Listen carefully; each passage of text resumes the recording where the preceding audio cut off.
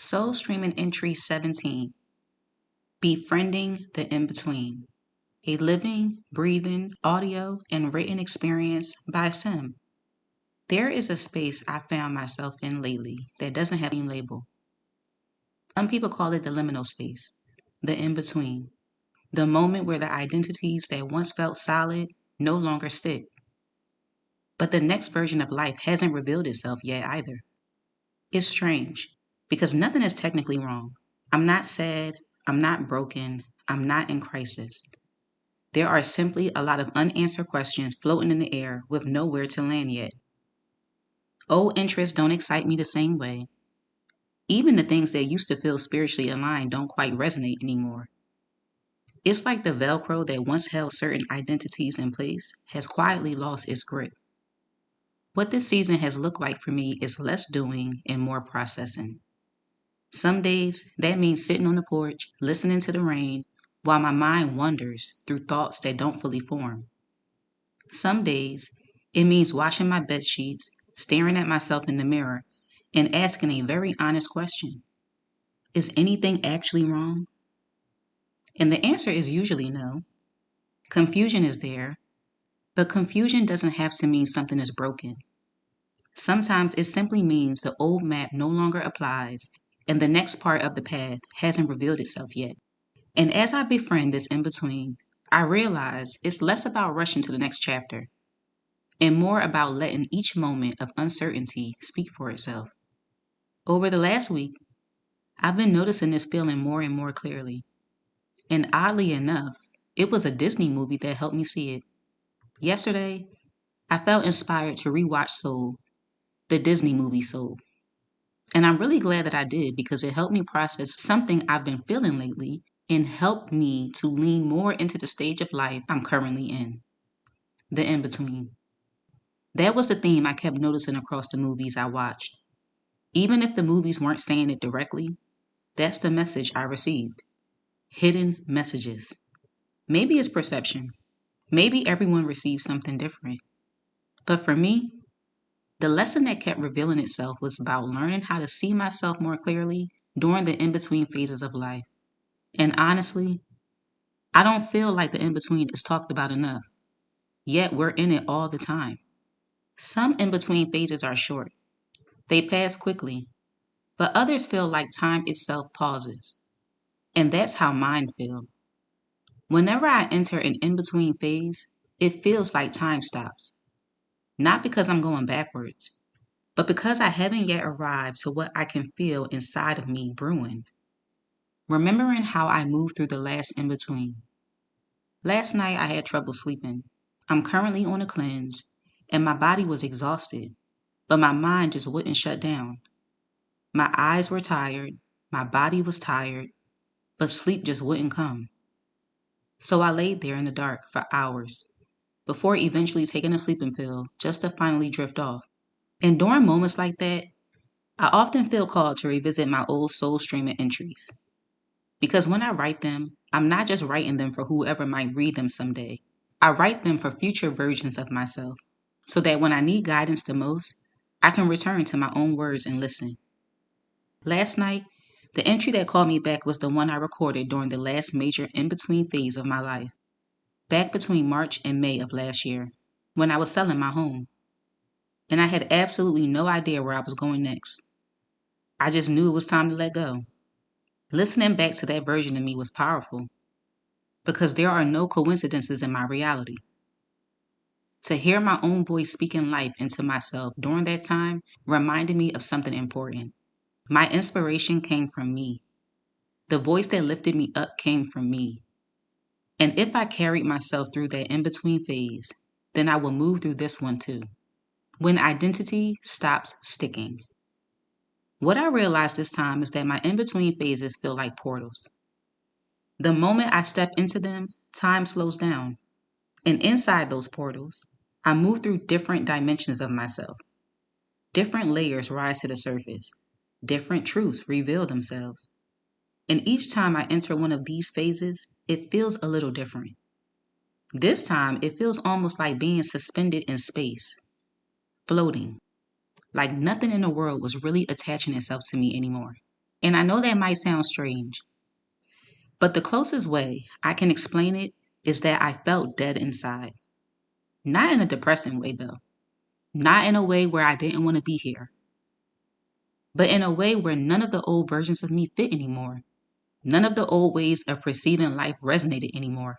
It felt like I was floating in between what used to fit and whatever is coming next.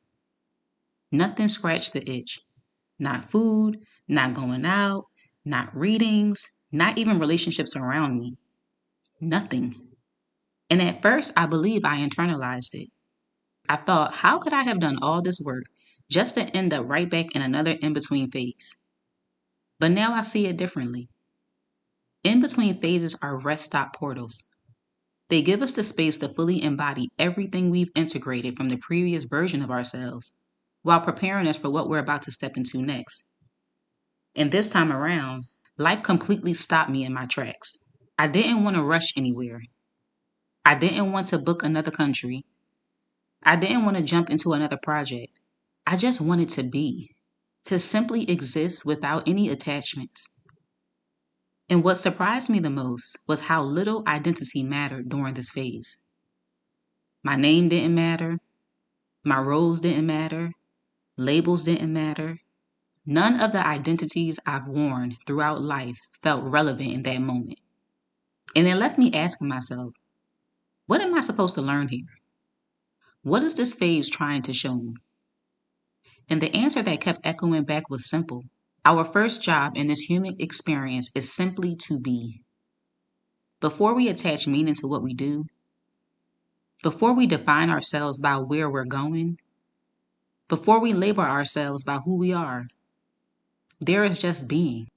But most of us try to skip right over the in between. We rush toward the next goal, the next destination, the next relationship, the next adventure. But there is a soft, sacred space inside the in between, a quiet sweetness that asks nothing from us. Nothing to prove, nothing to perform, nothing to achieve. Just presence, just existence, just being a speck in the world flowing. And the more I sat with that question, another thought surfaced. Can being be enough for me in this moment? Without trying to figure out what comes next. Because sometimes the moment we try to figure out the next step, we accidentally strip the magic out of it. We remove the surprise, we remove the mystery, we remove the natural unfolding of life. The lesson hidden in Soul. Watching Soul again helped me understand something about where I am right now. The main character spends the entire movie believing that his life will finally make sense once he reaches one moment, becoming a jazz pianist. That moment was the destination in his mind, the grand moment, the proof that his life mattered.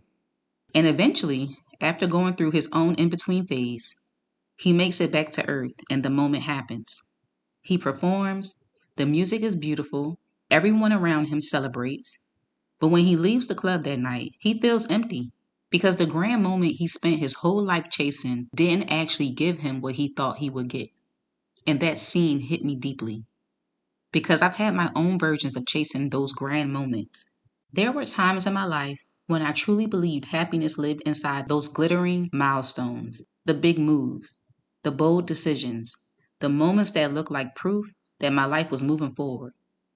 Moments where I thought happiness would finally arrive once something big happened. But life has shown me something different. Happiness has never stayed long enough to be a destination. I've experienced happiness while life was delivering direct blows. I've experienced joy sitting right beside sadness. So happiness isn't the destination. Balance is, at least for me. Balance is the courage to move between both.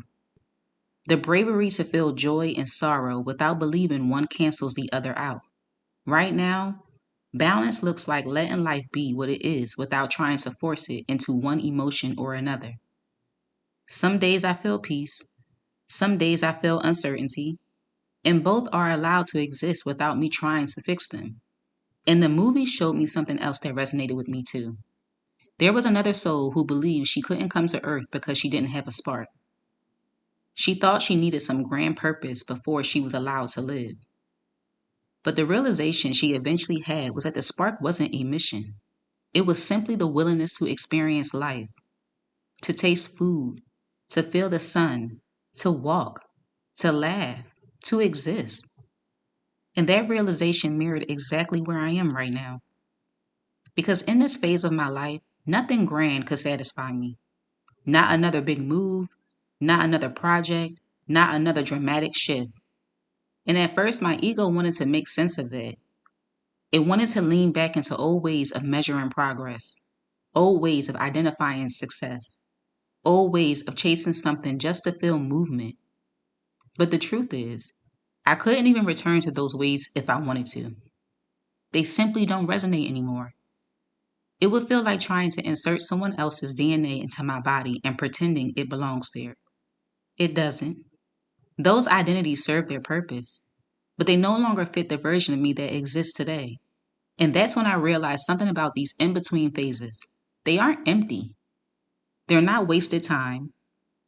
They're the sacred space where we shed the identities that no longer belong to us before the next version of ourselves fully arrives. Another realization came to me as spring started approaching. Most of my in between phases happen in winter, which makes perfect sense. Winter is designed for going inward, for reflection, for stillness. Spring is when things bloom, and nature has been teaching me this rhythm the entire time. The shedding, the dormancy, the blooming, the rebirth. Nature moves through phases without resistance. And maybe that's why it was the only thing that truly resonated with me during this time and brought me a sense of comfort. Nothing I watched, nothing I ate, nothing I did. Only nature brought me back to groundedness and peace. And through that connection, I began noticing something else. I've always paid attention to the moon cycles, but I never realized how deeply my body was syncing with the seasons too. And right now, something inside me is brewing. I can feel it, but I can't name it yet.